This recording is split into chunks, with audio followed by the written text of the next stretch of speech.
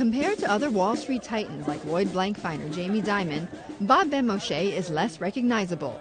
Though you couldn't tell on the streets of Old Dubrovnik, where people came up to the hulking 6'4" CEO to take photos. You can, but I'm really nobody. While walking down these streets, Benmosche recalled the very first moment he took on the job of turning around AIG. When you first actually got your hands on the books at AIG, what was going on at the company, what did you see?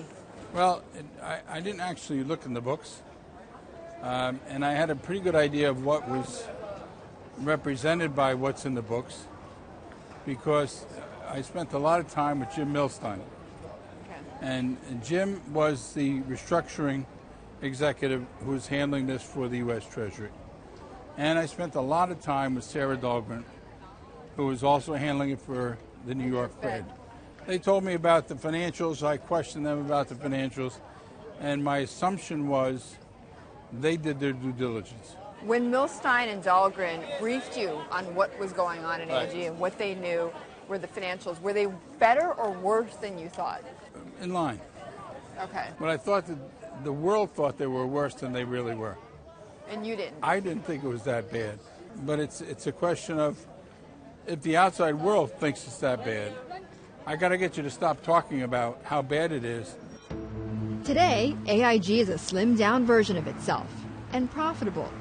But does it still pose a threat to the financial system? I don't think another AIG will happen. We're not going to see another AIG crisis again. No. I think we've been in this position for over 2 years. I don't think you'll see a bank failure that we've seen. I don't think you'll see a securities industry failure like Bear or Lehman right now. So you give a thumbs up to the regulators then? I give a thumbs up to the regulators for getting the job done, but I give them a thumbs down for being afraid to tell the public. I've criticized many people in Washington at all levels. Why don't you talk about how much progress you have made since 2008? Their answer is, well, we're not sure that something can't go wrong. And I says, shame on you, because you should be sure. I'm sure.